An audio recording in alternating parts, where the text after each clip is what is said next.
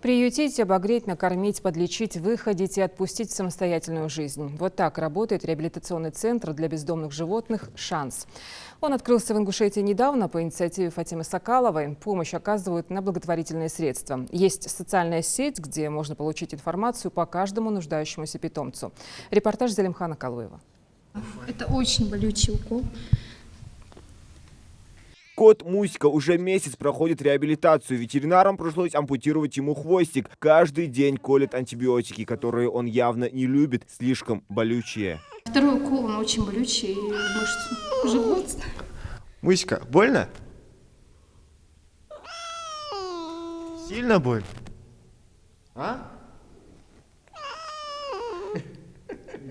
А вот эти озорные близнецы, Лёлик и Бобик, всегда резвятся и бегают. Правда, когда они попали сюда в первые дни, не могли даже пошевелиться. Прогрессировала панлейкопения, кошачья чума. Теперь все позади, они проходят курс реабилитации. И таких историй тут очень много. Диагнозы у животных самые разные, как и ужасные причины, после которых они попали сюда. Милка, к примеру, застряла в печи на кирпичном заводе. Мы взяли ее, у нее были ожоги. Сейчас она чувствует себя намного лучше.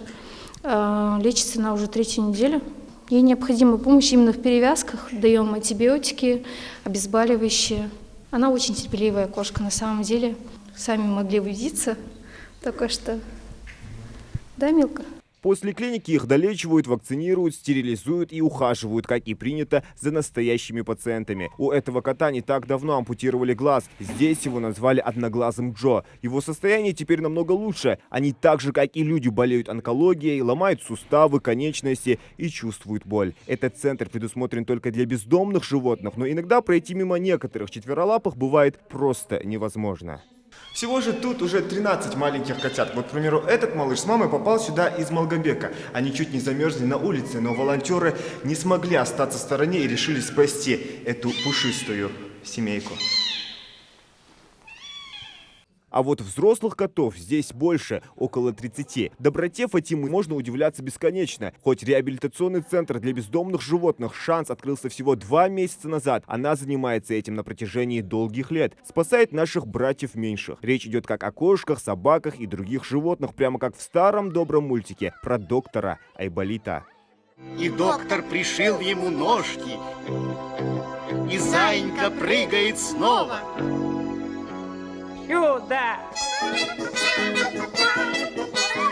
Девушка за время добровольчества видела столько случаев жестокости обращения с животными, что сбилась со счета. Она всегда пытается дать им шанс. Загружает фото оказавшихся в беде четверолапых на свою страницу в соцсети Loving Home Inc. и открывает сбор. Благодаря неравнодушным людям они собирают необходимую сумму и начинают бороться за маленькие жизни. После клиники и реабилитации девушка снова отпускает их на волю. Это очень важно, говорит Фатима, не ограничивать их свободу. У животных есть такие же права.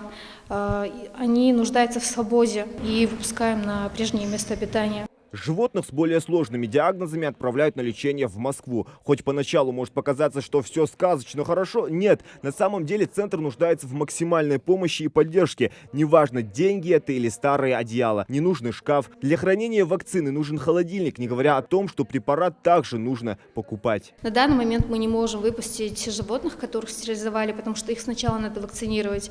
А для того, чтобы сюда привезти вакцины, здесь обязательно нужен холодильник. У вакцин есть температурная норма. Нельзя, чтобы хотя бы до 10 минут их оставлять в таком помещении. Рециркулятор для обеззараживания воздуха, он очень необходим именно там, где содержатся животные. То, что мы смогли сделать своими руками, мы тут все сделали.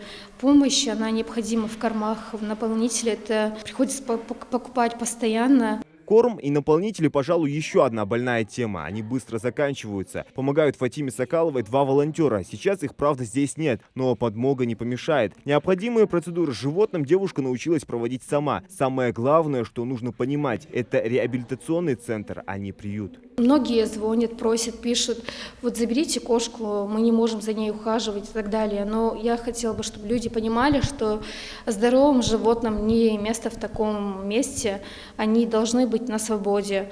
И даже те животные, которые есть здесь на данный момент, мы их выпускаем обратно. То есть они здесь не живут, там максимум 3-4 недели, месяц. Они проводят благотворительные акции, кормят животных на улице и делают все под отчетность. Но иногда вместо слов благодарности почему-то слышат возмущение. Проблемы возникают и с помещением. Девушка снимает этот подвал в Магасе второй месяц. Но почему-то именно жителям самых верхних этажей мешает какой-то запах, которого по сути тут нет. Все в чистоте и порядке.